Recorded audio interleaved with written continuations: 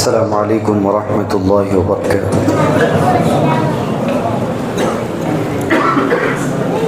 الحمد للہ رب العالمین والصلاة والسلام علی سید المرسلین وعلی آلہ واصحابہ اجمعین،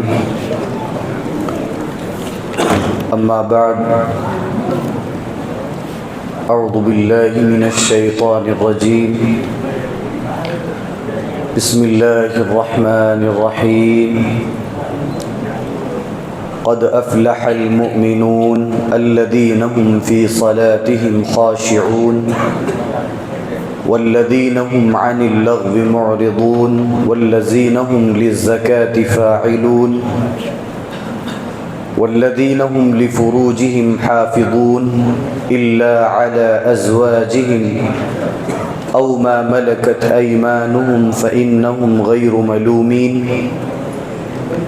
فمن ابتغى وراء ذلك فأولئك هم العادون، والذين هم لأماناتهم وعهدهم راعون، والذين هم على صلواتهم يحافظون، أولئك هم الوارثون۔ 18ویں پارے کی تفسیر کا خلاصہ پیش کیا جا رہا ہے۔ پارے کی شروعات میں بیان کیا گیا کہ کامیاب کون ہے۔ آج آپ دیکھیں گے بہت سارے لوگ ایسے ہیں جو اپنے آپ کو چھوڑ کر اپنی اولاد پر توجہ دیتے ہیں، اور جب ان کا بیٹا کوئی اچھی ڈگری حاصل کر لیتا ہے، کوئی اچھا مقام حاصل کر لیتا ہے، کوئی مرتبہ حاصل کر لیتا ہے، تو باپ بڑے ہی فخر سے کہتا ہے کہ میرا بچہ کامیاب ہو گیا، اور وہ خوشی سے پھولے نہیں سماتا ہے۔ وہ کہتا ہے میرا بچہ بڑا کامیاب ہو گیا۔ کیا ہوا، کیا کیا؟ کہتا ہے میرا بچہ MBBS ڈاکٹر بن گیا، میرا بچہ PhD کر گیا، میرا بچہ یہ کر گیا، وہ کر گیا، طرح طرح کی باتیں۔ تو اس کو آدمی کہتا ہے کہ یہ کامیاب ہو گیا۔ اللہ تعالیٰ قرآن کریم کے اندر بتاتا ہے کہ کامیاب کون ہوا۔ پارے کی شروع میں ہی اللہ تعالیٰ نے بیان فرمایا قد افلح المؤمنون، مومنین کامیاب ہو گئے۔ ایک بڑی چونکا دینے والی بات یہ ہے کہ اللہ تعالیٰ نے کامیابی کے لیے کوئی اور لفظ استعمال نہیں کیا، بلکہ افلح کا لفظ استعمال کیا۔ اور فلاح کہا جاتا ہے کسان کو، فلاح کہا جاتا ہے کسان کو، جو کھیت میں اناج ڈالتا ہے، اس سے پھر جو ہے پودے اگاتا ہے، فصل اگاتا ہے، اور پھر اس کی کٹائی کرتا ہے، پھر اس کو لے جاتا ہے، پھر اس سے جو وہ کتنی محنت لگتی ہے کسان کو، بہت محنت کی ضرورت ہے فصل اگانے کے لیے۔ اللہ تعالیٰ نے کہا کہ میرے مومن بندے کامیاب ہوئے، وہ مومن بندے جو کسان کی طرح محنت کرتے ہیں، یعنی جنت حاصل کرنے کے لیے وہ محنت کرتے ہیں۔ اذان کی آواز آتی ہے، مؤذن اذان دیتا ہے حی علی الفلاح، آؤ کامیابی کی طرف۔ تو جو یہ مؤذن اذان دے رہا ہے اور لفظ فلاح کے ساتھ بلا رہا ہے، گویا یہ بتا رہا ہے کہ اے بندو جو اپنی تجارت میں لگے ہوئے ہو، جو اپنی دکانوں میں پڑے ہوئے ہو، جو اپنے مکانوں میں آرام کر رہے ہو، آؤ کامیابی کی طرف۔ اب وہ بندہ ٹھنڈی ٹھنڈی ہواؤں کو چھوڑ کر، نرم نرم بستر کو چھوڑ کر، وہ دیگر تمام چیزوں کو چھوڑ کر وہ اپنے بستر سے اٹھتا ہے۔ کوئی اپنی تجارت چھوڑ کر آتا ہے، جبکہ کسٹمر آئے ہوئے ہیں، چھوڑ دیتا ہے وہ دکان مکان ساری چیزیں چھوڑ کر وہ آتا ہے۔ اس کو چلنے میں محنت لگتی ہے، آنے کے بعد وضو بناتا ہے، وضو میں محنت لگتی ہے، وضو کے بعد وہ آتا ہے، نماز پڑھتا ہے، نماز پڑھنے میں طاقت و قوت کی ضرورت ہوتی ہے اور محنت کی ضرورت ہوتی ہے۔ تو اللہ تعالیٰ نے کہا کہ میرے وہ مومن بندے جو کسان کی طرح محنت کرتے ہیں، ان کے لیے کامیابی ہے، اور حقیقت میں مومنین کے لیے کامیابی ہے۔ تو لفظ افلح سے معلوم ہوا کہ محنت جو ہے وہ کسانوں کی طرح بہت زیادہ ہونی چاہیے۔ اللہ تعالیٰ نے کامیاب ہونے کے لیے 7 چیزوں کا تذکرہ کیا، 7 شروط کا تذکرہ کیا کہ اے میرے بندو جب تک یہ 7 کام نہیں کرو گے کامیاب نہیں ہو سکتے۔ ایمان کے بعد 7 چیزیں، اگر ایمان کو ملا لی جائیں تو 8 چیزیں ہوں گی۔ تو پہلی چیز جو ہے وہ یہ ہے قد افلح المؤمنون، ایمان کے بعد اب 7 چیزیں ایسی کرنی ہے کہ جس سے بندہ کامیاب ہو جائے گا۔ اللہ تعالیٰ نے آگے اس چیز کا تذکرہ کیا، کیا بیان فرمایا اللہ نے؟ الذین هم فی صلاتهم خاشعون، وہ لوگ جو اپنی نمازوں میں خشوع اختیار کرتے ہیں، وہ لوگ جو اپنی نمازوں میں ڈر اور خوف کو مد نظر رکھتے ہیں، خشوع اختیار کرتے ہیں۔ خشوع کا معنی یہ ہوا کہ بندہ گیم کھیل رہا ہے، بندہ کرکٹ کھیل رہا ہے، فٹ بال کھیل رہا ہے یا والی بال کھیل رہا ہے، بندہ کھیل رہا ہے، اس کی نظریں نہ ادھر جاتی ہیں نہ ادھر جاتی ہیں، پورا دھیان اور پوری نظر جو ہے اس کی گیم پر ہے۔ اللہ تعالیٰ کہتا ہے کہ میری طرف جب تم آؤ اور میرے دربار میں جب تم کھڑے ہو جاؤ اور جب تم نماز پڑھنے لگو تو تمہارا ذہن ادھر ادھر نہیں ہونا چاہیے بلکہ تمہاری نمازوں میں خشوع ہونا چاہیے۔ یہ خشوع کا مطلب یہ ہوا۔ ایک آدمی آیا، اب تو کچھ لوگ ہوتے ہیں نا مولویوں کے پیچھے لگے رہتے ہیں، ایک مولوی صاحب کے پیچھے آئے، آگے کہنے مولوی صاحب آپ نماز پڑھ رہے تھے، آپ کی نماز میں خشوع نہیں تھا۔ اس کو کیسے پتا چلا خشوع نہیں تھا؟ خشوع کا مطلب یہ ہوا، مولوی بھی مولوی تھا، پوچھ گیا کہ خشوع کا معنی جانتے ہیں کیا ہوا؟ وہ چلا گیا وہاں سے۔ تو خشوع کا مطلب یہ ہوا کہ جب نماز میں کھڑے ہو جائیں تو دھیان ادھر ادھر نہیں ہونا چاہیے، ذہن ادھر ادھر نہیں ہونا چاہیے، بلکہ سارا ذہن وہ نماز کے اوپر ہونا چاہیے۔ اچھا ایک اور چیز دیکھیے، بندہ جب کسی بڑے پولیس انسپیکٹر کے سامنے کھڑا رہتا ہے، کتنا ادب سے کھڑا رہتا ہے، ڈرا ہوا کھڑا رہتا ہے، سہما ہوا کھڑا رہتا ہے کہ اس سے پنگا لیں گے تو کہیں اندر نہ ڈال دیں، بہت توجہ کے ساتھ کھڑا رہتا ہے۔ وہ کیا بول رہا ہے؟ جی سر، جی سر، بس ہاں جی سر، جی سر، ہر چیز میں جی سر کر کے وہ لگا رکھا ہے۔ اب یہ بندہ ایک پولیس کے سامنے ایسے ادب کے ساتھ کھڑا رہتا ہے، اس کا احترام کرتے ہوئے کھڑا رہتا ہے، اس کے سامنے ادھر ادھر کے خیالات نہیں لاتا، ادھر ادھر کی باتیں نہیں کرتا ہے، بہت مہذب انداز میں وہ اس کے سامنے کھڑا رہتا ہے۔ اللہ کہتا ہے جب تم میرے سامنے کھڑے رہو تو ایسے مہذب طریقے سے کھڑے رہو کہ تمہارا ذہن ادھر ادھر نہ ہو، اور بہت ہی خشوع خضوع کے ساتھ میرے سامنے کھڑے رہو۔ ایک تو یہ ہوا، آدمی نماز پڑھتا ہے، ظاہری چیز کیا ہے نماز میں؟ معلوم ہے کہ نماز پڑھ رہا ہے ایک بندہ، نماز میں ظاہری چیزیں کیا ہے؟ قیام میں ہے، رکوع میں ہے، اور پھر قیام میں آ گیا، پھر سجدے میں گیا، قعدہ میں گیا، یہ ساری چیزیں جو ہے یہ نماز کی ظاہری شکلیں ہیں، لیکن نماز کی باطنی شکل، نماز کی روح جو ہے وہ خشوع ہے۔ اگر نماز میں یہ باطنی شکل یعنی خشوع نہ ہو اور خضوع نہ ہو تو پھر وہ نماز نماز ہی نہیں ہے۔ صرف ظاہری چیز کو دیکھ کر بندہ جو ہے اس کی کوالٹی کا اندازہ نہیں لگاتا ہے۔ اسی طرح سے اللہ تعالیٰ بھی کہہ رہا ہے اے میرے بندو میرے سامنے کھڑے ہو کر کبے کی طرح چونچ مار لینے کو نماز نہیں کہتے، بلکہ دل میں خشوع خضوع ہونا چاہیے۔ اور یہ خشوع خضوع اللہ تعالیٰ بیان کرتا ہے کہ وہ بندے جنہوں نے اپنی نمازوں میں خشوع کو اختیار کیا وہ کامیاب ہوئے۔ جی، اور یہ خشوع کیا ہے؟ یہ اللہ کا ڈر ہے، اللہ کا خوف ہے۔ جس طرح سے بندہ پولیس کے سامنے ڈرتے ہوئے کھڑا رہا اور اس کے سامنے ادھر ادھر کی باتیں نہ کیا، اللہ کہتا ہے کہ میرے سامنے ڈرتے ہوئے کھڑے رہو۔ اب بندہ اگر اللہ سے ڈرتا ہوا کھڑا رہے سامنے، اس کا دھیان کہیں اور جائے گا ہی نہیں۔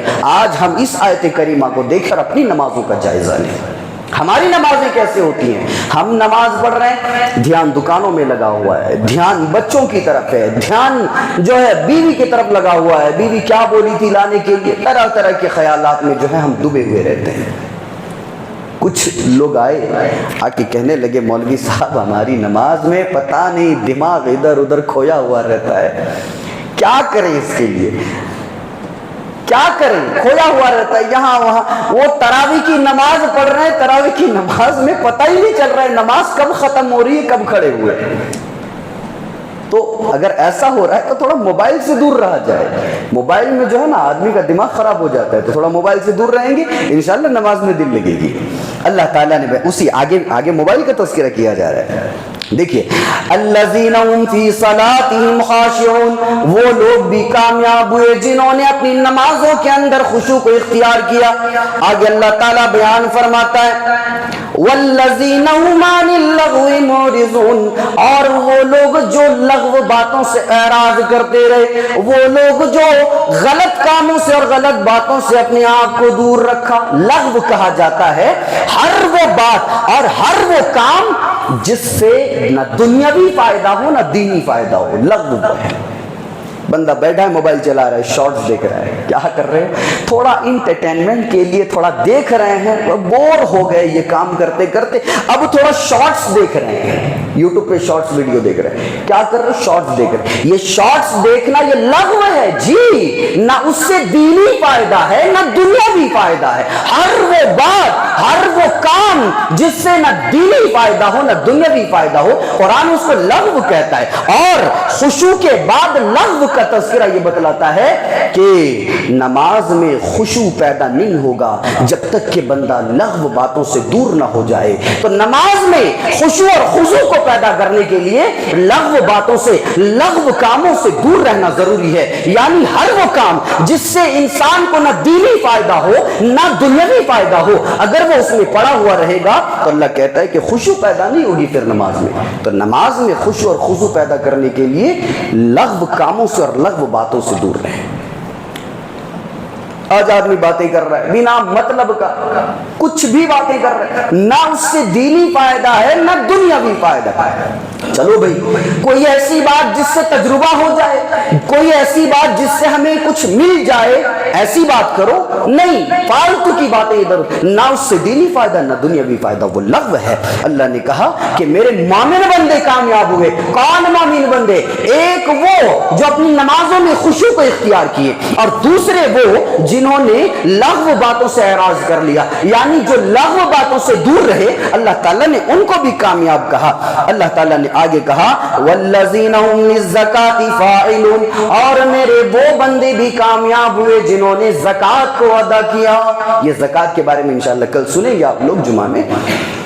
زکات, یہ پہلی بات تو سورۃ المؤمنون جو ہے یہ مکی سورہ ہے, اور زکات فرض ہوئی مدینہ میں. تو بعض لوگوں نے کہا کہ یہاں جس زکات کی بات ہو رہی ہے وہ پاکی کی بات ہو رہی ہے, یعنی جنہوں نے اپنے نفس کا تزکیہ کر لیا اور جنہوں نے اپنے نفس کو پاک کر لیا, اللہ تعالیٰ نے ان کا تذکرہ کیا. اور ایک دوسرا معنی بھی مراد لے لیجئے کہ جنہوں نے زکات کی ادائیگی کی وہ کامیاب ہوئے. اللہ نے آگے بیان کیا والذین هم لفروجہم حافظون, اور میرے وہ بندے بھی کامیاب ہو گئے جنہوں نے اپنی شرمگاہوں کی حفاظت کی. اللہ تعالیٰ نے اس آیت کریمہ کے اندر سورۃ المؤمنون آیت نمبر 5 میں ساری فحاشیوں کا جنازہ نکال دیا اور کہا کہ والذین هم لفروجہم حافظون, جو اپنے شرمگاہوں کی حفاظت کرتے ہیں. اللہ تعالیٰ نے اس میں جو ہے پورنوگرافی کو حرزہ کر رکھ دیا کہ یہ ساری چیزیں جو ہے غلط کام ہے, گندی چیزیں ہیں. یہ بندہ اس میں پڑا ہوا ہے, کبھی مووی دیکھ رہا ہے, اس میں جو ہے غلط سینز ہیں, اس میں جو ہے برہنہ لڑکیاں ہیں, وہ ساری چیزیں بندہ دیکھتا ہے. اللہ تعالیٰ نے کہا کہ والذین هم لفروجہم حافظون, کامیابی کے لیے صرف نمازوں میں خشوع اختیار کر لینا کافی نہیں ہے, کامیابی کے لیے صرف زکات کی ادائیگی کر دینا کافی نہیں ہے, بلکہ کامیابی کے لیے یہ بھی ضروری ہے کہ بندہ جو ہے اپنے شرمگاہ کی حفاظت کرے. جی اللہ تعالیٰ نے آگے بیان فرمایا الا علی ازواجہم او ما ملکت ایمانہم فانہم غیر ملومین, شہوت کو پورا کرنے کے لیے اللہ تعالیٰ نے کہا کہ یہ جو تمہاری لونڈیاں ہیں, یہ جو باندیاں ہیں, یہی تمہاری شہوت کو پورا کرنے کے لیے, اور پھر جو تمہاری ملکیت یعنی لونڈیاں اور پھر جو تمہاری بیویاں ہیں, ان دونوں کے علاوہ تم کہیں اور سے شہوت کو پورا نہیں کر سکتے. اللہ تعالیٰ نے یہاں پر یہ بتایا. اب چونکہ لونڈی کا زمانہ نہیں ہے, باندی کا زمانہ نہیں ہے, غلام کا زمانہ نہیں ہے, تو وہ سارا سسٹم ختم ہو گیا. آج کے اس دور میں اگر بندہ اس آیت پر عمل کرنا چاہے تو اس کے لیے صرف اور صرف اس کی بیوی ہے, اس کے علاوہ اور کچھ نہیں ہے. سارے راستے بلاک کر دیے گئے کہ ان تمام راستوں میں تمہارے لیے خیر نہیں ہے, بھلائی نہیں ہے. سارے راستے بند کر دیے گئے. کہا کہ کامیابی کے لیے تمہیں یہ چیز کرنا پڑے گا. اول تو یہ بات کہ اپنی شرمگاہ کی حفاظت کرنی ہے. اور حفاظت کیسے؟ حفاظت کا طریقہ بتایا کہ شادی کر لو. جی اپنے شرمگاہوں کی حفاظت کے لیے اللہ تعالیٰ نے شادی کرنے کو کہا کہ یہ جو تمہاری بیویاں ہیں یہ جب رہیں گی تو تم حفاظت سے رہو گی. تو بیویوں کو مارنے والے، بیویوں کو پیٹنے والے توجہ دیں کہ اللہ تعالیٰ نے کامیابی کا ایک ذریعہ بیوی کو بتایا. اور بیوی نہ ہو تو آدمی کامیاب نہیں ہو سکتا. آیت پر غور و فکر کریں. آگے اللہ تعالیٰ نے بیان فرمایا فَإِنَّهُمْ غَيْرُ مَلُومِينَ. کیا کتاب ہے، کیسے بولتا ہے فَإِنَّهُمْ غَيْرُ مَلُومِينَ؟ یعنی پھر اگر تمہیں کوئی بیماری لگ جائے تو پھر تم دوسروں کو ملامت نہ کرنا، خود کے اوپر جائزہ لینا کہ تم نے کیا کیا ہے. یعنی تم نے جو غلط طریقے سے اپنی شہوت کو پورا کیا، پھر جو تمہیں ایڈس وغیرہ ہو گیا تو پھر تم دوسروں کو ملامت نہ کرنا کہ اس کی وجہ سے ہو گیا. تم اپنا جائزہ لو کہ تم نے کیا کیا، تمہاری وجہ سے یہ بیماری تمہیں آئی. اللہ قرآن میں بیان کرتا ہے فَإِنَّهُمْ غَيْرُ مَلُومِينَ، دوسروں کو ملامت نہیں کرنا. جی آگے اللہ تعالیٰ نے بیان فرمایا فَمَنِ ابْتَغَى وَرَاءَ ذَلِكَ فَأُولَئِكَ هُمُ الْعَادُونَ. امانت میں خیانت نہیں کرنا. جو میرے بندے امانت میں خیانت نہیں کرتے ہیں اللہ تعالیٰ ان کی کامیابی کا اعلان کرتا ہے فَأُولَئِكَ هُمُ الْعَادُونَ. اور میرے وہ بندے جب وہ وعدہ کرتے ہیں تو اس وعدے کو پورا کرتے ہیں، اس وعدے کی خلاف ورزی نہیں کرتے. آج مسلمانوں کو دیکھیں، آج دیکھیں مسلمان اپنے بھائی سے وعدہ خلافی میں پہلے صف میں کھڑا رہے گا، اور غیروں کے ساتھ وفاداری میں بھی وہ پہلے صف میں کھڑا رہے گا. غیروں کے ساتھ جب وفاداری کی بات آتی ہے تو بندہ دل کھول کے وفاداری کرتا ہے، اور جب اپنا بھائی ہے، ارے یہ تو اپنا ہے، اس کے ساتھ اگر کوئی وعدہ کیے ہیں وعدہ خلافی کرنے کیا مسئلہ ہے، کوئی دقت نہیں، کوئی پریشانی نہیں. ہوتا ہے کہ نہیں؟ آج مسلمان اپنوں کے ساتھ دغا بازی زیادہ اور غیروں کے ساتھ جو ہے اپنائیت بہت زیادہ. یہ میں نہیں کہتا کہ کسی کے ساتھ آپ ان غیروں کے ساتھ اپنائیت نہ کریں، ان کے وعدوں کا لحاظ نہ رکھیں. اگر آپ اللہ تعالیٰ نے یہ نہیں کہا کہ اپنوں کے ساتھ وعدے کو جو ہے پورا کرنا، بلکہ جو وعدہ کیا اس کو پورا کرنا. اب وہ وعدہ آپ کا ہو سکتا ہے آپ نے کسی غیر سے کی ہو سکتا ہے آپ نے اپنے سے کی ہو. تو جو وعدہ آپ نے کیا ہے اس کو پورا کرنا ہے، پھر چاہے وہ کسی اپنے سے کی ہو یا کسی غیر سے کی ہو، تو وعدہ کیا اس کو پورا کرنا ہے. اللہ تعالیٰ نے ان تمام چیزوں کے بعد کہا وَالَّذِينَ هُمْ عَلَى صَلَوَاتِهِمْ يُحَافِظُونَ، جو اپنی نمازوں میں محافظت اختیار کرتے ہیں، یعنی تسلسل کو برقرار رکھتے ہیں. نماز پڑھ رہا ہے، ظہر کی نماز پڑھی، عصر کی نماز پڑھی، 2-4 دن ماشاءاللہ نماز پڑھی، اس کے بعد چھوڑ ہی دیا مسجد، نماز ہی نہیں پڑھا، چھوڑ دیا نماز. تو یہ وہ بندے جو نمازوں میں تسلسل کو اختیار نہیں رکھتے اور تسلسل کو قائم نہیں رکھتے، اللہ تعالیٰ نے کہا کہ ایسے بندے کامیاب نہیں ہے. کامیابی کے لیے جہاں پر نماز میں خشوع ہونا ضروری ہے وہیں پر نماز میں محافظت ضروری ہے. تو اول پہلا اللہ تعالیٰ نے نماز میں خشوع کو اختیار کرنے کے لیے کہا، اور آخر میں کہا کہ نماز میں محافظت اختیار کرنا. تو اول بھی نماز اور آخر بھی نماز، گویا اللہ تعالیٰ نے یہ اعلان کر دیا کہ اے میرے بندو، اگر تم کامیاب ہونا چاہتے ہو تو تمہیں نماز پڑھنی پڑے گی. اور اس کے علاوہ جو یہ ساری چیزیں بیان کی گئی، یہ ساری چیزوں کو جو ہے پاس و لحاظ رکھنا بہت ضروری ہے. آگے اللہ تعالیٰ نے بیان کیا اولئک هم الوارثون. وارث کس کو کہتے ہیں؟ وارث کہا جاتا ہے جو باپ نے جائیداد چھوڑ دی اس کو بیٹا لے لیا. اب بھلا بتائیے وراثت کو حاصل کرنے کے لیے بندہ محنت کرتا ہے؟ نہیں کرتا ہے، لیکن آج کرنا پڑ رہا ہے. بڑا بھائی دبا کے رکھ لیا پورا، اب چھوٹے بھائی کو اس میں سے حصہ چاہیے تو وہ کورٹ جا رہا ہے، کبھی پولیس اسٹیشن جا رہا ہے، کبھی وکیل کا ہاتھ پکڑ رہا ہے. آج وراثت کو حاصل کرنے کے لیے بھی بندے کو محنت کرنی پڑ رہی ہے. لیکن ایک دور تھا کہ وراثت جو ہے اس کو حاصل کرنے کے لیے محنت نہیں کرنی پڑتی تھی، وہ مفت میں مل جاتی تھی. جو باپ نے کمایا وہ اولاد کو مل گیا. وراثت اس کو کہا جاتا ہے. تو وراثت جو ہے وہ مفت میں ملا جاتا ہے.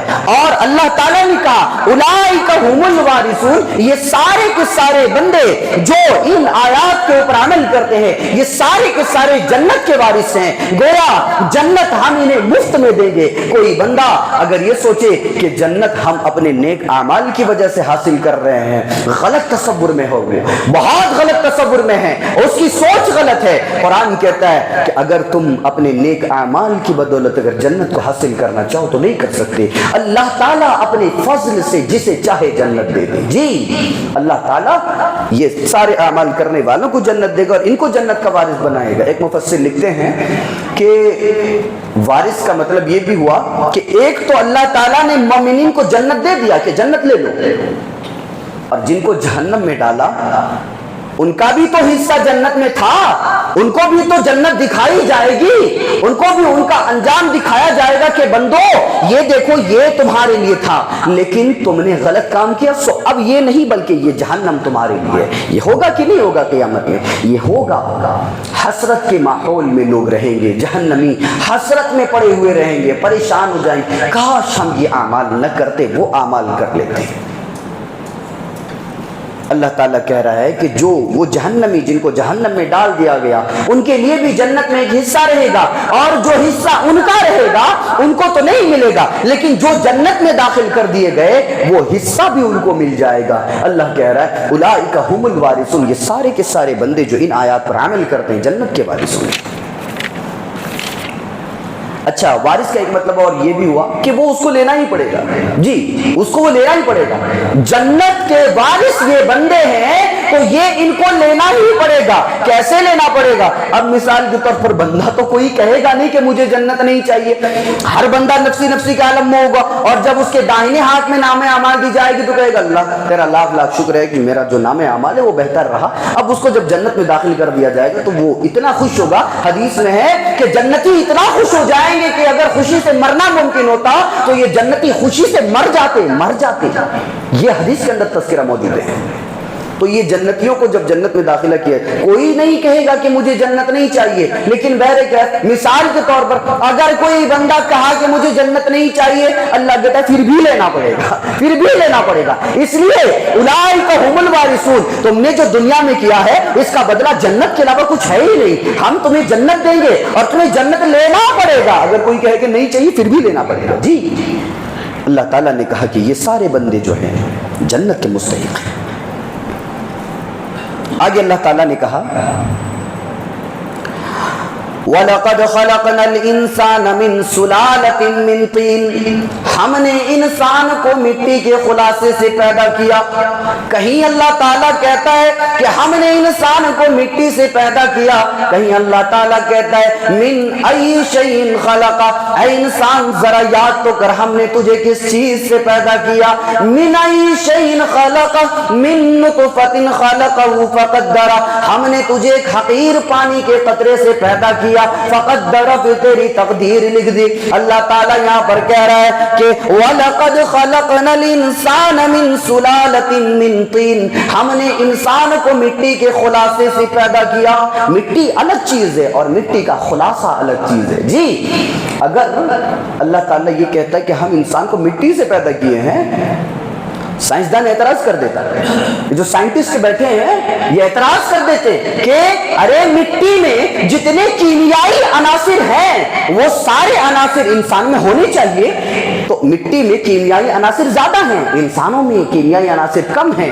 اللہ تعالیٰ کہتا ہے کہ مٹی سے جتنی چیزوں کی ضرورت تھی ہم نے وہ ساری چیزیں لی اور اس سے انسان کو بنایا. جی اس سے ہم نے انسان کو بنایا. باقی مٹی کے اندر جو اور بھی کیمیائی عناصر ہیں جو انسان کے بنانے کے لیے وہ ساری چیزیں ضرورت نہیں تھی تو ہم نے اس کو نہیں لیا. انسان کو بنانے کے لیے ہم نے مٹی سے وہی چیزیں لی جو ایک انسان کو بنانے کے لیے کافی تھی. وَلَقَدْ خَلَقْنَا الْإِنسَانَ مِنْ سُلَالَةٍ مِّن طِينٍ, کہ ہم نے انسان کو جو ہے مٹی کے خلاصے سے پیدا کیا. اب دیکھیے ثُمَّ جَعَلْنَاهُ نُطْفَةً فِي قَرَارٍ مَّكِينٍ, پھر جو وہ حقیر پانی کا قطرہ تھا ہم نے اس قطرے کو ایک ایسی جگہ پہنچا دیا جہاں پر اس نے استقرار پکڑ لیا، جہاں پر وہ مضبوطی سے رہ گیا، اور پھر ہم نے وہاں پر کیا کیا، ثم خلقنا النطفة علقہ، ہم نے اس حقیر پانی کے قطرے سے جمع ہوا خون بنا دیا۔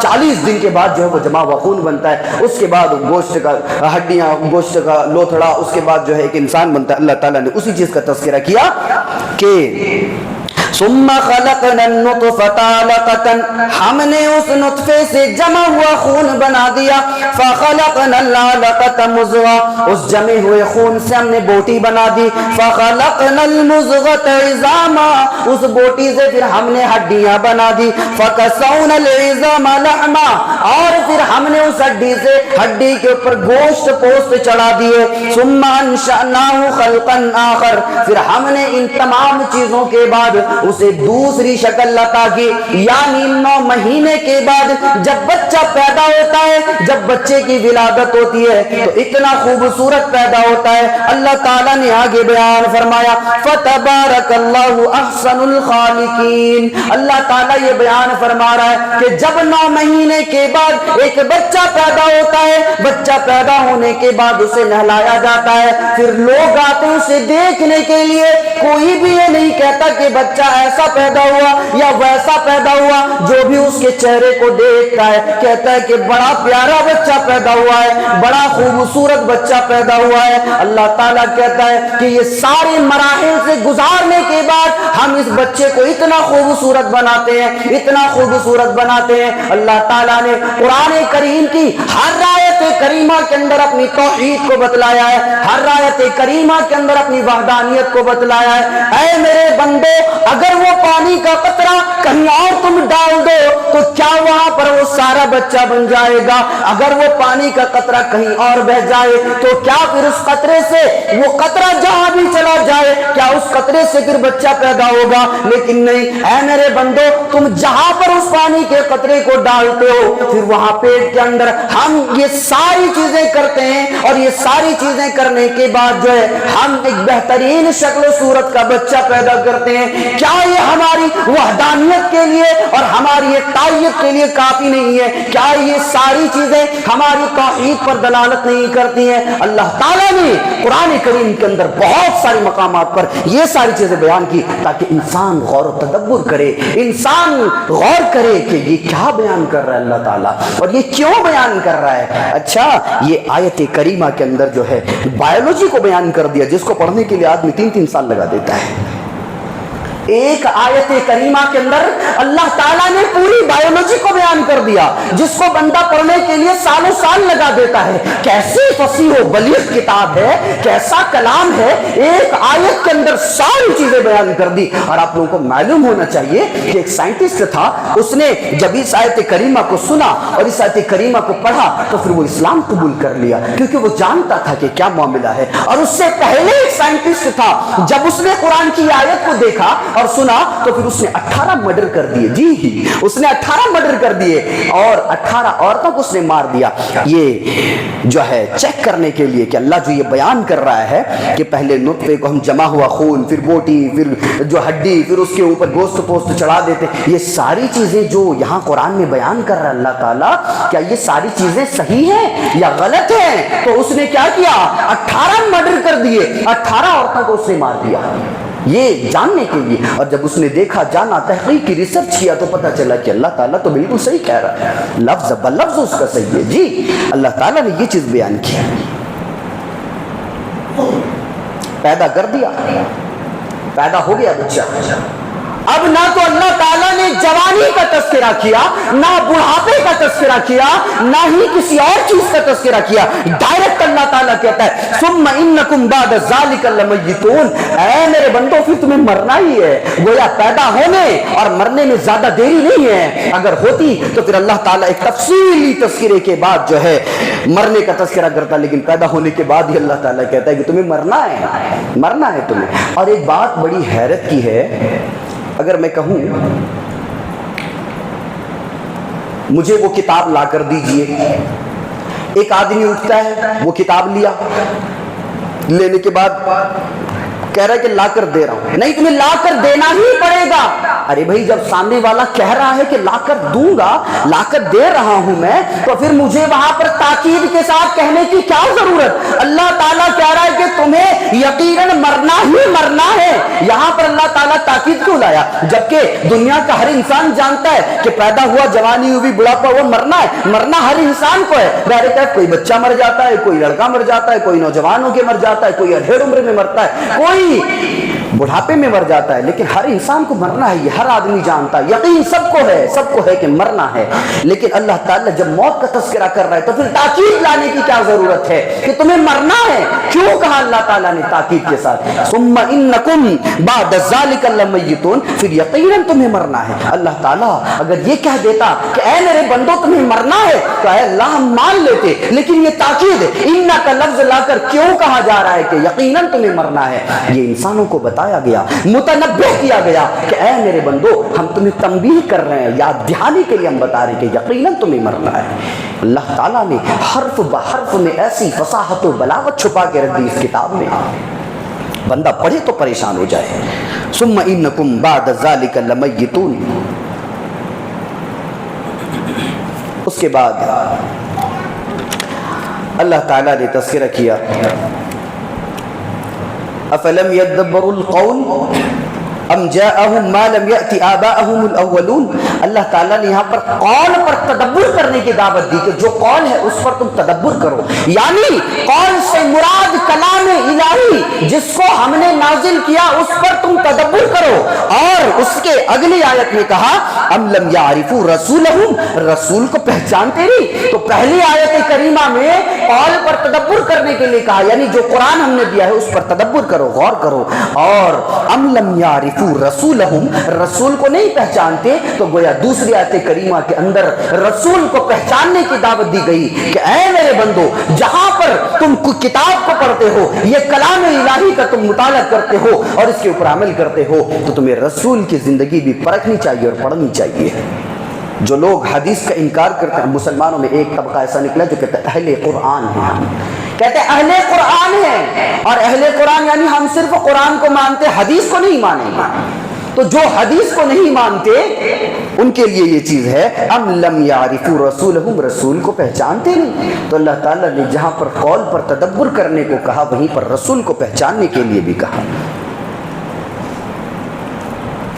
اس کے بعد کہا وَلَوِ اتَّبَعَ الْحَقُّ أَهْوَاءَهُمْ لَفَسَدَتِ السَّمَاوَاتُ وَالْأَرْضُ وَمَنْ فِيهِنَّ. حق کی اتباع کی جائے. حق کی اتباع کا کیا مطلب ہوا؟ حق کی اتباع آدمی کو دیکھ کر حق کو نہ پہچانا جائے, بلکہ حق کو دیکھ کر آدمی کو پہچانا جائے. بڑا وہ پیسے والا ہے, بڑا دولت والا ہے, بڑے دولت کی ریل پیل اس کے دروازوں میں, اگر آدمی اس کی دولت کو دیکھ کر حق کو پہچانتا ہے کہ بڑا آدمی جس چیز پر قائم و دائم ہے ہم اس چیز کو فالو کریں گے, اللہ تعالیٰ کہتا ہے کہ نہیں, بڑے آدمی کو دیکھ کر حق کو نہیں پہچانا جا سکتا, بلکہ حق کو دیکھ کر بڑا آدمی پہچانا جا سکتا ہے. کیوں؟ اس لیے کہ توحید کی دولت سب سے بڑی دولت ہے, اور اگر وہ ایک غریب انسان کے پاس بھی ہے تو اس سے بڑا کوئی نہیں ہے. جی, تو حق کو دیکھ کر آدمی پہچانا گیا کہ آدمی کیسا ہے. اللہ کے نزدیک آدمی کو دیکھ کر حق کو نہیں پہچانا جاتا کہ وہ بڑا پیسے والا ہے, تعویذیں پہنتا ہے, درگاہ میں جاتا ہے, قبریں وہاں پر ہیں, اس کے سامنے وہ سر بسجود ہوتا ہے, تو کیا ان تمام چیزوں سے وہ حق پر آ جائے گا؟ جی نہیں, پیسوں کو دیکھ کر حق کو نہیں پہچانا جا سکتا, بلکہ حق کو دیکھ کر آدمی کو پہچانا جاتا ہے. تو اللہ تعالیٰ نے وہی چیز بیان فرمایا.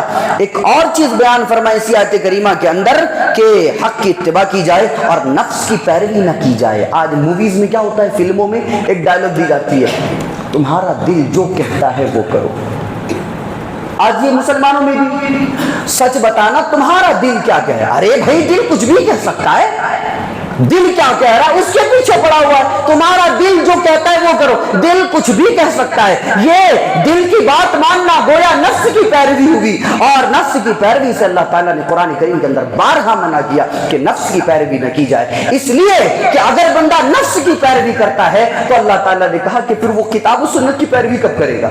اگر وہ نفس کی پیروی کرتا ہے, دل کی بات مانتا ہے, تو وہ میرے رسول کی بات کب مانے گا؟ تو کہا کہ دل کی بات نہیں بلکہ رسول کی بات مانی جائے. آج مسلمانوں کا ایک بڑا طبقہ, ایک بڑے کافی لوگ اس میں مبتلا ہیں، دل جو کہے وہ کرو۔ دل کچھ بھی کہے گا بھائی، دل کہے گا کہ وہاں جاؤ، اس کا مال اس کو ڈاکہ ڈال کے لے آؤ، دل کہہ سکتا ہے؟ نہیں، وہ دماغ کہتا ہے، نہیں وہ دل ہی کہتا ہے۔ دل کہتا ہے کہ جاؤ یہ کرو وہ کرو، دل کہے وہ نہیں ماننا ہے، نفس کی پیروی نہیں بلکہ اللہ اور اس کے رسول کی پیروی ہونی چاہیے۔ آگے اللہ تعالیٰ نے کہا وَهُوَ الَّذِي ذَرَأَكُمْ فِي الْأَرْضِ وَإِلَيْهِ تُحْشَرُونَ، وہی ذات جس نے تمہیں زمین میں بو دیا، زمین میں بو دیا۔ اللہ تعالیٰ نے یہاں پر اس آیت کریمہ کے اندر پیدا ہونے کا تذکرہ نہیں کیا، اللہ تعالیٰ نے لفظ بونے کا تذکرہ کیا اور کہا کہ وہی ذات ہے جس نے تمہیں زمین میں بو دیا۔ یعنی ایک کسان جس طرح سے اناج کو لیتا ہے، غلے کو لیتا ہے، دانوں کو لیتا ہے اور بیج لیتا ہے، اور بیج لینے کے بعد وہ زمین میں اس طرح سے پھینکتا چلا جاتا ہے، وہ کسان بوتا ہے بونے کے لیے نہیں بلکہ وہ بوتا ہے کاٹنے کے لیے، فصل اگانے کے لیے۔ اللہ کہتا ہے کہ جس طرح سے کسان اپنی اناج اور اپنے بیج کو زمین میں بوتا ہے، اس سے پھر فصل اگتی ہے اور پھر لاسٹ میں وہ اس کو کاٹ دیتا ہے، پھر جمع کر دیتا ہے۔ اے میرے بندو سنو، ہم نے بھی تمہیں زمین میں بویا ہے، ایک وقت مقررہ آئے گا پھر ہم بھی تمہیں کاٹ دیں گے۔ اور پھر اللہ تعالیٰ نے اس آیت کریمہ کے اندر وَإِلَيْهِ تُحْشَرُونَ کا لفظ استعمال کیا، حشر کا بیان کیا کہ ہم بھی تمہیں کسان کے اس اناج کی طرح ایک جگہ جمع کریں گے۔ اللہ تعالیٰ نے یہاں پر کسان کے مثال دے کر کہا کہ جس طرح سے کسان بوتا ہے اور کاٹتا ہے اور ایک جگہ جمع کرتا ہے غلے کو، ہم بھی تمہیں بو دیے ہیں زمین کے اندر اور پھر ایک وقت مقررہ میں ہم تمہیں کاٹ دیں گے، یعنی مار دیں گے، پھر ہم تمہیں جو ہے جمع کریں گے محشر میں، میدان محشر میں۔ اللہ تعالیٰ نے اس کے بعد بیان فرمایا ادفع باللتی ہی احسن السیئہ نحن اعلم بما یصفون، کوئی اگر تمہارے ساتھ برائی کرے تو اس کا جواب تم احسن طریقے سے دو، بہترین طریقے سے دو۔ کیا مطلب؟ کوئی اگر آپ کے ساتھ برائی کرتا ہے تو اس کا جواب جو ہے بہترین طریقے سے دینا چاہیے۔ آج دیکھیں قرآن کی تعلیمات یہ ہے کہ اللہ کہتا ہے کوئی اگر برائی کرے تو اس کا جواب بہترین طریقے سے دو، اور مسلمان الحمدللہ جو بھی ہو جیسا بھی ہو لیکن بہترین طریقہ اختیار کرتا ہے، اپنوں کے ساتھ نہ صحیح غیروں کے ساتھ تو کرتا ہی ہے۔ اپنا بزنس پارٹنر ہے، غیر ہے، اس کے ساتھ بہترین طریقہ کرے گا، وہ اچھا سلوک کرے گا۔ اپنا بھائی بزنس پارٹنر ہے، اس کو دھوکہ دے گا، اس کے سامنے پھر دوگلا پنتی کرے گا۔ تو یہ چیزیں جو ہے نہیں ہونا چاہیے۔ اللہ نے کہا کہ اگر کوئی تمہارے ساتھ برا سلوک کرے تو تم اس کے ساتھ بہترین سلوک کرو۔ کیوں؟ مثال کے طور پر ایک کھجور ہے، کھجور جو ہے کافی دنوں سے پڑا ہوا ہے ٹوکری میں، اور کھجور کے اوپر کافی دنوں سے ایسے ہی پڑے رہنے کی وجہ سے اس کے اوپر دھول، مٹی اور طرح طرح کے گرد و غبار اس کے اوپر آ گئے ہیں۔ اب بندہ کھجور کو اٹھاتا ہے، دیکھتا ہے کہ یہ کھجور جو ہے اس کے اوپر تو دھول لگا ہوا ہے، اب اس دھول کو وہ کیسے صاف کرے گا؟ ہاتھ سے پونچھ دیا یا پانی سے دھو دیا یا کوئی کپڑے سے پونچھ دیا، وہ دھول پاک ہو گیا تو اب اس کو وہ کھا سکتا ہے، کھا لے گا۔ تو اگر بغیر دھول کے ہٹائے ہوئے وہ اس کھجور کو کھا لے تو اس کی مٹھاس تک نہیں پہنچ سکتا، اس کی شیرینی تک نہیں پہنچ سکتا، اس کے جو ہے اندر جو بھی مٹھاس ہے اس کو وہ نہیں چکھ سکتا۔ اللہ نے کہا کہ اگر کوئی بندہ تمہارے تعلق سے سخت دل ہے، کسی کے دل میں تمہارے لیے اگر بغض ہے، تمہارے لیے کوئی بندہ سخت ہے، تو تم اس سے اچھے طریقے سے بات کرو، احسن طریقے سے بات کرو، تاکہ اس کے دل میں جو گندگی کا پرت چڑھا ہوا ہے اور اس کے دل میں جو ایک کٹھور پتھر چڑھا ہوا ہے وہ تمہارے بہترین بات کرنے کی وجہ سے وہ ہٹ جائے اور تمہاری مٹھاس کو وہ پہنچ جائے، تمہارے جو ہے سویٹنس تک وہ پہنچ جائے، تمہاری مٹھاس تک وہ پہنچ جائے۔ یہ اللہ تعالیٰ بتاتا ہے کہ اگر کوئی تمہارے ساتھ برا سلوک کرے تو اس کے ساتھ اچھا سلوک کرو۔ آگے بیان کیا وَقُلْ رَبِّ أَعُوذُ بِكَ مِنْ هَمَزَاتِ الشَّيَاطِينِ، اے میرے بندو کامیاب ہونے کے لیے جہاں 7 چیزوں کی ضرورت ہے وہاں پر ایک چیز یہ بھی چاہیے کہ تم شیطان کی جو اللہ تعالیٰ سے پناہ طلب کر لیا کرو۔ اے اللہ میں تجھ سے پناہ طلب کرتا ہوں شیطان مردود سے۔ شیطان سے پناہ طلب کرنے کے لیے کہا گیا اس لیے کہ شیطان جو ہے وہ اللہ اور بندے کے بیچ میں جو رشتہ ہے اس رشتے رشتے میں جو ہے وہ خلل ڈالتا ہے، کچوکے لگاتا ہے، اور اس رشتے میں جو ہے خرابی پیدا کرنے کی کوشش کرتا ہے، اس رشتے میں وہ بگاڑ لانے کی کوشش کرتا ہے۔ اس لیے کہا گیا کہ اے میرے بندو، جب تم یہ ساری چیزیں کر رہے ہو تو دعا کرو کہ اللہ تعالیٰ تمہیں شیطان سے دور رکھے۔ جی یہ چیز بھی ضروری ہے کامیابی کے لیے، اس لیے کہ ساری چیزیں بندہ کر رہا ہے لیکن شیطانی کام بھی کر رہا ہے، وہ شرک میں بھی مبتلا ہے، شیطان کے کچوکوں کا وہ شکار ہو رہا ہے، تو اللہ کہہ رہا ہے کہ پھر وہ بندہ کامیاب نہیں ہو سکتا۔ اس لیے کہ اس سے کوئی بندے کی کامیابی کے لیے جو ہے شیطان سے دوری بھی تو ضروری ہے۔ شیطان بار بار ورغلا رہا ہے، بہکا رہا ہے، وہ بہک رہا ہے، وہ چیز نہیں ہونی چاہیے۔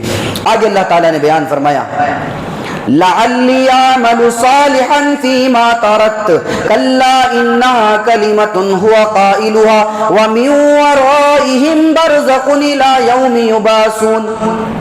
اللہ تعالیٰ نے ساتھ کریمہ میں یہ بتایا، کچھ لوگ ہوتے ہیں جو کہتے ہیں کہ روحیں واپس آتی ہیں، روحیں واپس آتی ہیں۔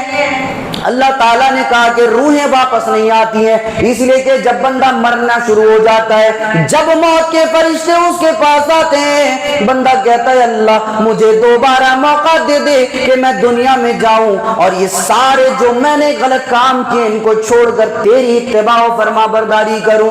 یہ سارے بندے جو گنہگار ہوتے ہیں اللہ سے دعا کرتے ہیں اللہ دنیا میں دوبارہ بھیج دے تاکہ میں دنیا میں جا کر تیری عبادت کروں اور شیطان کی پیروی سے دور رہوں۔ اللہ کہتا ہے کہ اے میرے بندو تمہاری یہ بات نہیں مانی جائے گی۔ کیا بندہ اگر یہ کہے تو اس کی روح کو دوبارہ بھیج دیا جاتا ہے؟ قرآن کہتا ہے کہ نہیں نہیں، اس کی روح کو دوبارہ نہیں بھیجا جاتا۔ آج مسلمانوں کا ایک بڑا طبقہ جو ہے خاص ایک دن جو ہے وہ روح کو آنے کا دن، کون سا دن ہے وہ؟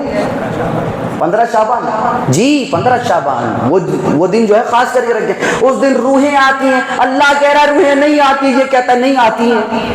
اس کی بات مانے یا اللہ کی بات مانے؟ یہ دیکھیں اللہ تعالیٰ نے کہا۔ اس کے بعد جو ہے بندہ کہے گا اے اللہ دوبارہ بھیج دے، دوبارہ بھیج دے۔ اللہ کہتا ہے نہیں دوبارہ نہیں بھیجا جائے گا، اس لیے کہ قیامت کے دن ایک شہید کو لایا جائے گا۔ شہید سے پوچھا جائے گا بندے بتا تیری رضا کیا ہے، تو کیا چاہتا ہے؟ شہید کہے گا کون؟ شہید، شہید کا مقام و مرتبہ جانتے ہیں؟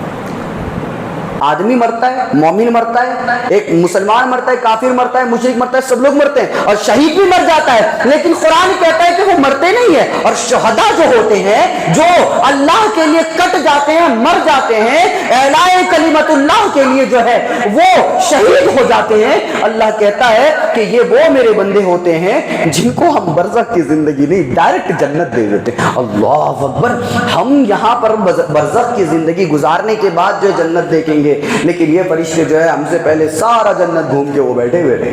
یہ شہداء، یہ شہید، اس شہید کو قیامت کے دن لایا جائے گا، پوچھا جائے گا بندے بتا تیری رضا کیا ہے؟ وہ بندہ کہے گا اے اللہ میری کچھ بھی رضا نہیں ہے۔ ارے وہ شہید تو ابھی جنت میں جانے والا ہے، لیکن وہ کیا کہے گا؟ اللہ مجھے جنت نہ دے، دوبارہ مجھے دنیا میں بھیج دے اور میں جاؤں تیری راہ میں، لڑوں کٹوں مروں تیری راہ میں شہید ہو جاؤں۔ اے اللہ اس شہادت کے بعد جیسے میں آج تیرے سامنے یہ خون لے کر، یہ کٹی ہوئی گردن، یہ کٹا ہوا ہاتھ لے کر، یہ کٹے ہوئے پیر لے کر تیرے سامنے آیا ہوں، اے اللہ میں دوبارہ تیرے سامنے ایسے ہی آنا چاہتا ہوں، یہ میری رضا ہے۔ ایک مومن بندے کی اس رضا کو بالائے طاق رکھ دیا جائے گا، اس کی خواہش کو قبول نہ کی جائے گی۔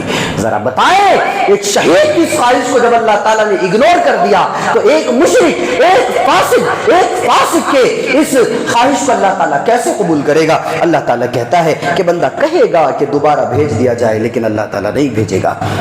اللہ تعالیٰ نے اس کے بعد تذکرہ کیا فَإِذَا نُفِخَ فِي الصُّورِ فَلَا أَنْسَابَ بَيْنَهُمْ يَوْمَئِذٍ وَلَا يَتَسَاءَلُونَ۔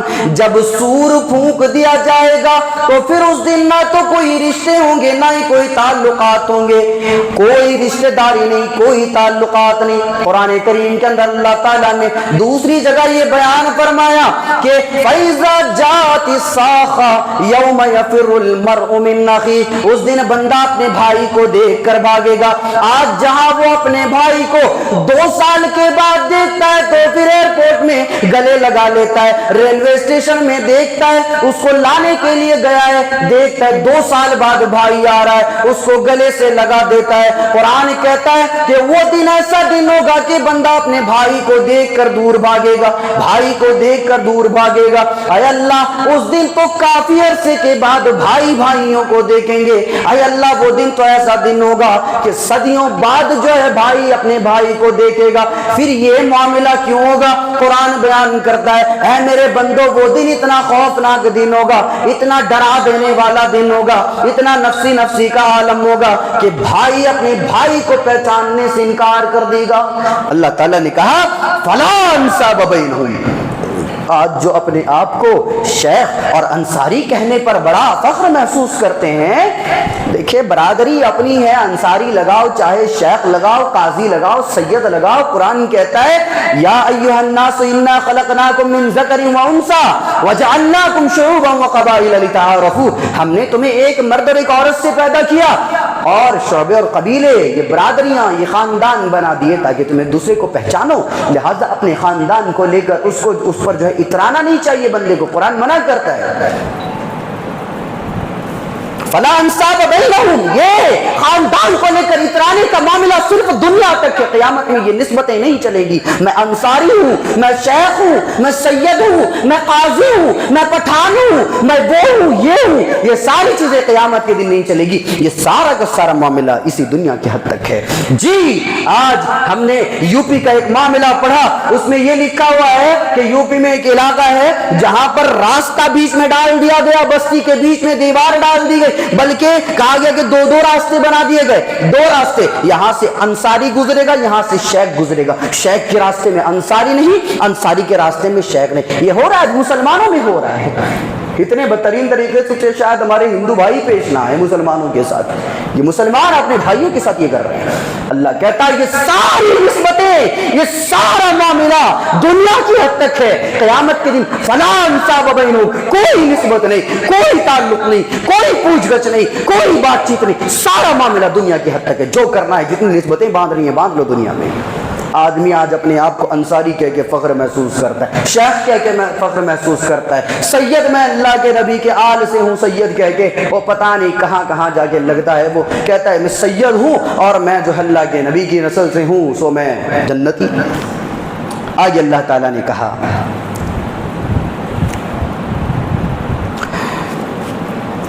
تلفح وجوہہم النار وہم فیہا کالحون، قیامت کے دن آگ جو ہے، آگ کے لپیٹیں چہروں کو مس کریں گی، یعنی قیامت کے دن جب بندے کو اٹھا کر جہنم میں ڈالا جائے گا، وہ جو آگ ہوگی وہ چہروں کو جلا کر رکھ دے گی۔ آج دیکھیے آج کا نوجوان لڑکا ہو یا نوجوان لڑکی ہو، اپنے چہرے کو جو ہے بنانے سنوارنے پر لگے ہوئے ہیں۔ وہ ایک نوجوان لڑکی گئی ایک شادی میں، ایک خاتون بیٹھی تھی سائیڈ میں، وہ خاتون کہتی ہے بیٹا کیا کرتے ہو جو اتنی نورانیت تھے چہرے پہ؟ تو یہ لڑکی کہتی ہے کہ اماں وہ میں جو ہے تہجد کی نماز پڑھتی ہوں، 5 وقت جو ہے وضو کرتی ہوں اور وضو کے بعد جو ہے نماز پڑھتی ہوں اور جو ہے تہجد پڑھتی ہوں، اسی لیے یہ چہرے پہ نورانیت ہے۔ اماں کہتی ہے نفل بھی پڑھ لیا کرو، سنن بھی پڑھ لیا کرو تاکہ وہ جو کالی گردن ہے وہ ٹھیک ہو جائے، وہ کالی گردن ٹھیک ہو جائے۔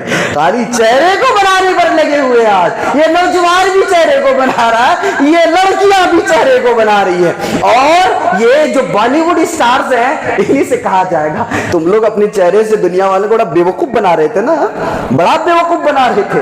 لو دیکھو آج ہم تمہارے ساتھ کیا، قرآن نقشہ کھینچتا ہے کہ تلفح وجوہہم النار، یہ جو آگ ہے قیامت کے دن ان کے چہروں کو مس کرے گی، ان کے چہروں کو جھلسا کر رکھ دے گی۔ جیسے اگر کسی دیوار کے نیچے آگ لگائی جائے اور آگ کا پورا ایک شعلہ اٹھے وہاں سے، اور پھر وہ آگ کا شعلہ کم ہو جائے تو پھر دیوار کیا ہو جائے گی؟ دیوار کیا کالا ہو جائے گا، دیوار کی حالت پہلے سے مختلف ہو جائے گی۔ تو اللہ کہتا ہے کہ یہ جو چہرے ہیں ان پر ایسے آگ لگے گی کہ یہ چہرے پورے برباد ہو جائیں گے، دیکھنے لائق نہیں رہیں گے۔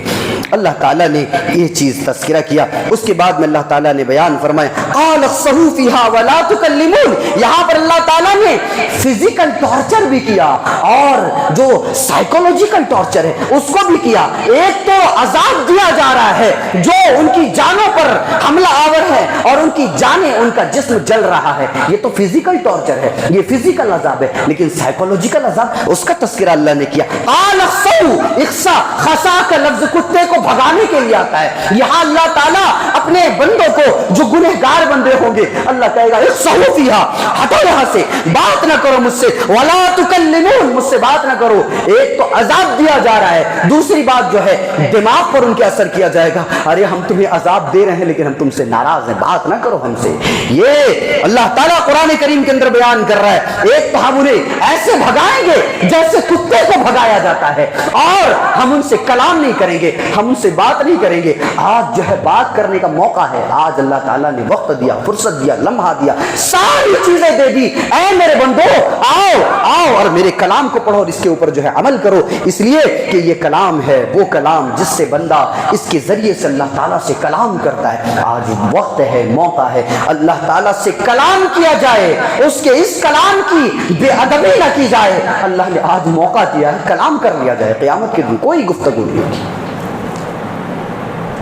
آپ اندازہ لگا لیں نا، سوچ لیں ذرا، اگر ہماری ماں یا ہمارا باپ ہمیں 2 تھپڑ مار دے برداشت کر لیں گے، لیکن اگر کہے کہ تو ہم سے بات مت کر زندگی بھر، دل کو تکلیف ہوتی ہے، دماغ خراب ہو جاتا ہے۔ ارے میرا باپ جو مجھے بچپن میں گود میں لیتا تھا آج کہہ رہے بات مت کر۔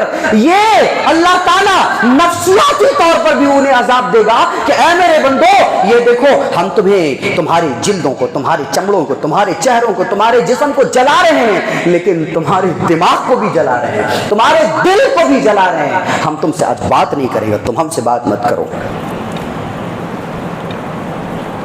اس کے بعد اللہ تعالیٰ نے مرد و عورت کو، اگر کوئی زنا کر لے مرد و عورت میں سے، سورۃ النور جو ہے یہ سورت کی فضیلت ہی بڑی عجیب و غریب ہے۔ اللہ تعالیٰ نے اس کے شروع میں ہی کہہ دیا سورۃ انزلناہا وفرضناہا، ہم نے اس سورے کو نازل کیا اور اس میں جو جو باتیں ہیں وہ ہماری طرف سے انزلناہا، یہ نہیں کہ صرف اس کو پڑھنا ہے بلکہ اس کو پڑھ کے اس کے اوپر عمل کرنا ہے، اور فرضناہا، اس کے اوپر جتنی ساری چیزیں بیان کی گئی وہ ساری کی ساری چیزیں فرض ہے، گویا پڑھ لینا کافی نہیں ہے بلکہ اس پر عمل کرنا ضروری ہے، اور عمل کس حد تک فرض ہے۔ اگر کوئی مرد اور زنا کر لے 100 کوڑے اس کے اوپر لگائے جائیں، اور اگر کوئی شادی شدہ ہے تو اس کی تفصیلات جو ہے اس کے اندر ہے۔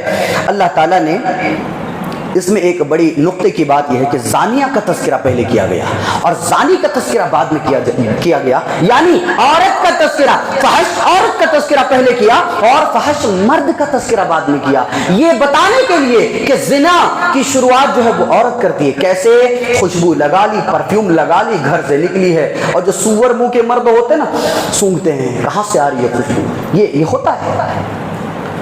تو اللہ تعالیٰ نے کہا کہ یہ زنا کی شروعات ایک عورت کرتی ہے، مرد سے نہیں ہوتا ہے، لیکن اس کا یہ مطلب نہیں کہ حضرت جی بھی یہ خاموش رہنے والے، ان کا بھی بڑا رول رہتا ہے زنا میں جی۔ تو جہاں ایک عورت کا بڑا اہم کردار ہوتا ہے زنا کرنے میں، وہاں پر ایک مرد بھی زنا میں شامل ہوتا ہے، لیکن اللہ تعالیٰ نے کہا کہ مرد اگر کبیر ہے تو عورت جو ہے یہ اکبر ہے، یعنی اس سے بڑا کردار عورت کا ہوتا ہے۔ اگر عورت صحیح سے باپردہ ہو کے نکلے تو مردوں کا تصور نہیں جائے گا، خیال نہیں جائے گا، لیکن عورت تھی آدھا کپڑا پہنی آدھا نہیں پہنی، آج تو برقعے اتنے اسٹائل سے نکلے ہیں، اللہ کی پناہ دیکھو تو آدمی شیطان شرما جائے، اور برقعے دیکھے تو شیطان شرما جائے۔ میرا کام تو بندے ہی کر رہے ہیں، چھوڑو بھائی اب کیا بہلانا ہے ان کو۔ یہ حال ہے آج مسلمانوں کا، تہمت لگانے پر 80 کوڑے جو ہے مارے جائیں، یہ تہمت لگانا اتنا عظیم گناہ، اتنا بڑا گناہ کیوں ہے؟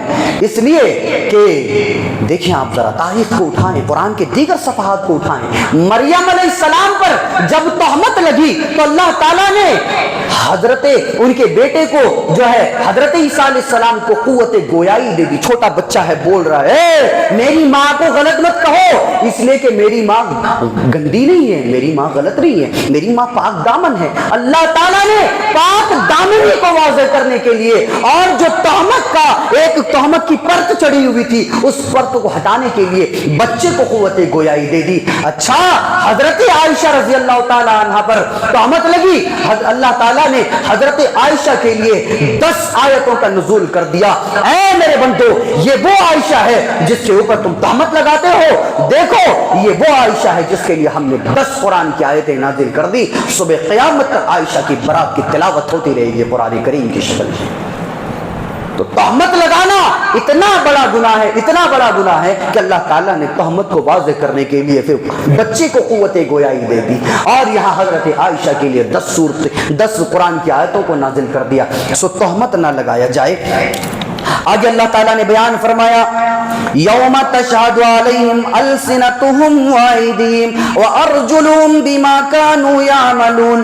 آج جو ہے بندہ غلط کام کرتا ہے، کبھی ہاتھوں سے کرتا ہے، کبھی پیروں سے غلط کام کرنے کے لیے چل کر جاتا ہے، کبھی زبان سے وہ گندے الفاظ استعمال کرتا ہے۔ اللہ تعالیٰ کہہ رہا ہے قیامت کے دن جب ہم بندے سے پوچھیں گے کہ اے میرے بندے تو نے یہ غلط کام کیے تھے یا نہیں کیے تھے، بندہ جھوٹ بولے گا، بندے کو نہیں معلوم کہ وہ کس کے سامنے کھڑا ہے۔ بندہ ڈر جائے گا، کہے گا اللہ تیری ذات کی قسم میں نے ایسا نہیں کیا ہے۔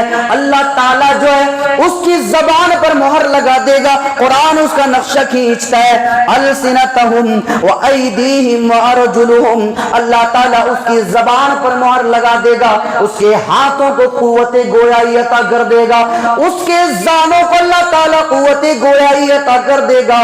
اے میرے بندے تو اب کچھ نہیں بولے گا، یہ پیر تیرے گواہی دیں گے، یہ ہاتھ تیرے گواہی دیں گے، تو نے کس کا پیسہ کھایا یہ تیری زبان خود گواہی دے گی، تیری آنکھیں گواہی دیں گی، تو نے کہاں کہاں گندی نظر ڈالی، کس کس کا مال تو نے چرایا، یہ ہاتھ تیرے گواہی دیں گے، چل کر تو نے کون سی تباہی کی یہ پیر تیرے گواہی دیں گے۔ اللہ تعالیٰ قرآن کریم میں قیامت کا جو حیبتناک نقشہ کھینچ رہا ہے، خوفناک ماحول بیان کر رہا ہے۔ اے میرے بندو ذرا یاد تو کرو، آج صرف ایک چیز زبان تمہاری بولتی ہے، لیکن قیامت کے دن یہ ہاتھ بولیں گے، یہ زان بولیں گے، یہ پیر بولیں گے، یہ آنکھیں گواہی دیں گی۔ تصور نہیں کیا جا سکتا کیسے بولیں گی نہیں معلوم۔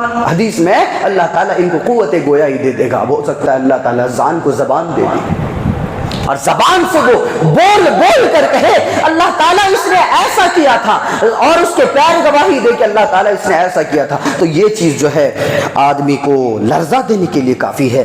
اللہ تعالیٰ نے آگے بیان فرمایا یا ایھا الذین آمنوا لا تدخلوا بیوتا غیر بیوتکم حتی تستأنسوا وتسلموا علی اہلہا۔ گھر میں داخل ہونا ہے، دوسرے کے گھر میں داخل ہونا ہے، کیسے داخل ہونا ہے طریقہ بتا دیا اللہ تعالیٰ نے۔ یا ایھا الذین آمنوا لا تدخلوا بیوتا غیر بیوتکم، اے میرے بندو، اے لوگو، اے وہ لوگو جو ایمان لائے، کسی کے گھر میں بھی داخل نہ ہو جانا۔ آج کیا ہوتا ہے مسلمانوں میں ایسا بہت کم ہوتا ہے، لیکن بہت سارے لوگ ہائے ہیلو کر کے داخل ہو گئے، داخل ہو گیا، وہ خالہ خالہ کر کے داخل ہو، چاچی چاچی کر کے گھر میں داخل۔ یہ طریقہ نہیں، یہ قرآن بتاتا ہے کہ جب داخل ہو تو اجازت لو، اور جب اجازت مل جائے حتیٰ تستأنسوا، داخل نہیں ہونا کسی کے گھر میں جا کے کیا آواز آئی کہ ہاں بھائی اندر آ جاؤ، یا پھر وہ خود دروازہ کھولے گا تب سلام کر، اجازت مل گئی ٹھیک ہے مل گئی، اب کیا کرنا ہے اجازت کے بعد کیا ایسے داخل ہو جانا ہے؟ نہیں، اب اجازت مل گئی تو اب سلام کر کے داخل ہو، یہ اسلام کی تعلیمات ہے۔ اجازت مل جانے کے بعد سلام کر کے داخل ہونا ہے۔ یہ جو فتنے ہوتے ہیں، یہ فسادات ہوتے ہیں، یہ جو زنا ہے، یہ فحاشی ہے، یہ سب سے زیادہ کب عروج پر چڑھتی ہے؟ آپ کو بتا دیتا ہوں، یہ سب سے زیادہ اس وقت عام ہوتا ہے جب بندہ کہتا ہے میں خلیری بہن سے بات کر رہا ہوں، میں اپنی ممیری بہن سے بات کر رہا ہوں، میں اپنی چچیری بہن، میں اپنی کزن سے بات کر رہا ہوں۔ ارے بے شرمو، یہ ساری چیزیں جائز کب سے ہو گئی؟ جبکہ چچیری بہن سے رشتہ جائز ہے، نکاح جائز ہے، تو پھر تم اس سے بات کیسے کر سکتے ہو؟ یہ بندہ گیا، کہاں جا رہے ہو؟ خالہ کے گھر جا رہا ہوں۔ وہ خالہ برائے انعام، خالہ کی بچی اندر بیٹھی اس کو دیکھنے جا رہا ہے۔ یہ سارے فتنہ و فساد کب ہوتا ہے؟ جب یہ خلیری بہن، یہ ممیری بہن، یہ چچیری بہن، یہ ساری چیزیں جو ہے آتی ہے نا بیچ میں، تب جا کر یہ سارا فتنہ و فساد جو ہے پھیلتا ہے، اور اسی سے جو ہے زنا عروج پر چڑھتا ہے۔ اللہ تعالیٰ نے ان تمام چیزوں کے تذکرے کے بعد جو ہے ایک چیز بیان فرمایا۔ صحابہ جو ہے آپس میں جیسے بات چیت کرتے تھے، جیسے گفتگو کرتے تھے، ایسے اللہ کے نبی صلی اللہ علیہ وسلم سے بھی گفتگو کرتے تھے۔ اللہ تعالیٰ نے بیان فرمایا لا تجعلوا دعاء الرسول بینکم کدعاء بعضکم بعضا، اے میرے صاحب، میرے نبی کے صحابہ، اے وہ لوگوں جو مجھ پر اور میرے نبی پر ایمان لائے ہو، ذرا سنو، جس طرح سے تم آپس میں ایک دوسرے کو یا زید اور یا عمرو کہہ کے پکارتے ہو، جس طرح سے تم آپس میں ایک دوسرے کو یا کہہ کے پکارتے ہو، جب عرب کے اندر کسی کو پکارنا ہوتا ہے کہا جاتا ہے یا زید، یا حبیب، یا خلیل، اس طرح سے لفظ یا کا استعمال کر کے پکارا جاتا ہے، یعنی اے زید، اے عمرو، اے خلیل، اے میرے بھائی، یہ ساری چیزیں بیان کرنے کے بعد اے کہہ کے پکارا جاتا ہے، لفظ یا لا کر پکارا جاتا ہے۔ اللہ تعالیٰ کہتا ہے جس طرح سے تم آپس میں ایک دوسرے کو یا زید یا عمرو کہہ کے پکارتے ہو، تو میرے نبی کو اس طرح سے یا کہہ کے نہ پکارو۔ آپس میں تم جس طریقے سے ایک دوسرے کو پکارا کرتے ہو، میرے نبی کو اس طرح سے نہ پکارو۔ لا تجعلوا دعاء الرسول، میرے رسول کو اس طرح سے نہ پکارو، کدعاء بعضکم بعضا، جس طرح سے تم ایک دوسرے کو پکارتے ہو۔ تو گویا اللہ تعالیٰ نے آیت کریمہ کے اندر اپنے پیارے حبیب کا ایک مقام، ایک عظمت، ایک مرتبہ واضح کر دیا کہ اے میرے بندو، یہ نبی، یہ رسول تمہاری طرح نہیں، یہ اس کا مقام بہت زیادہ ہے، یہ رسول امام الرسول ہے، یہ امام الانبیاء ہے، سو تم اس کو یا محمد کہہ کے نہ پکارو۔